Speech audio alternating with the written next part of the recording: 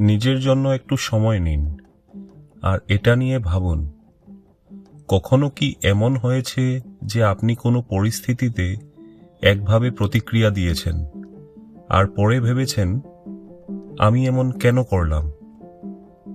আপনি শান্ত থাকতে চেয়েছিলেন, কিন্তু হঠাৎ উত্তেজিত হয়ে পড়লেন। আপনি বদলাতে চেয়েছিলেন, কিন্তু আবারও সেই একই অভ্যাসে ফিরে গেলেন। এমন কেন হয়?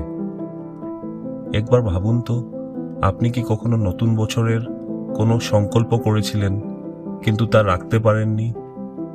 অথবা কোনো অভ্যাস বা আসক্তি ছাড়তে চেয়েছিলেন কিন্তু পারেননি?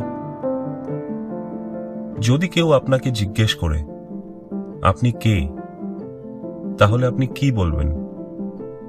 বেশিরভাগ মানুষ নিজের নাম বলবে, কিন্তু আপনার নাম আপনাকে দেওয়া হয়েছে, এটাই আপনার আসল পরিচয় নয়। তারপর হয়তো আপনি নিজের শরীরের দিকে ইশারা করবেন, কিন্তু আপনার শরীরও আপনার সম্পূর্ণ পরিচয় নয়। নিজের জীবনকে সত্যি বুঝতে হলে আমাদের আরো গভীরে যেতে হবে।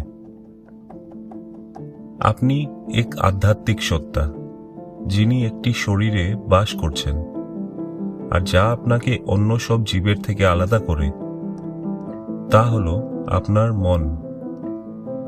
এবার এই মনকে একটু সহজভাবে বুঝে নেওয়া যাক। আপনার মনের একটি অংশ আছে যার সম্পর্কে আপনি সচেতন। এটি হলো আপনার সচেতন মন। এটি আপনাকে ভাবতে, বিশ্লেষণ করতে এবং সিদ্ধান্ত নিতে সাহায্য করে। কিন্তু এর নিচে আরও একটি অংশ আছে, আপনার অবচেতন মন।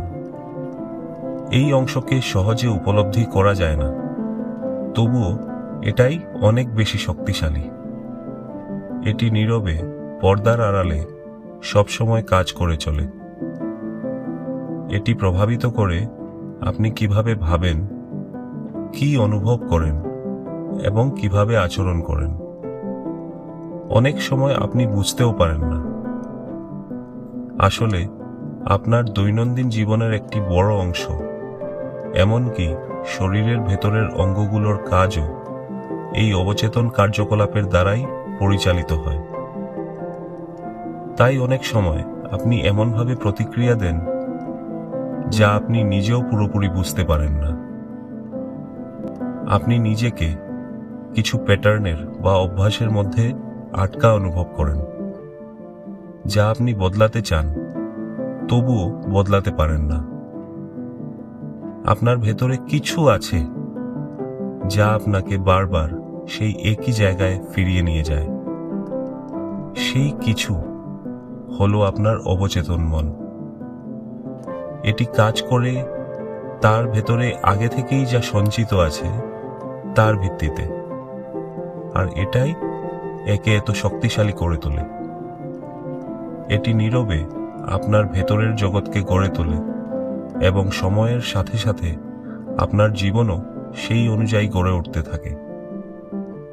পরের ভিডিওতে আমরা বুঝব এই প্রোগ্রামিং কিভাবে তৈরি হয় এবং খুব ছোটবেলা থেকেই এটি কিভাবে আমাদের প্রভাবিত করতে শুরু করে।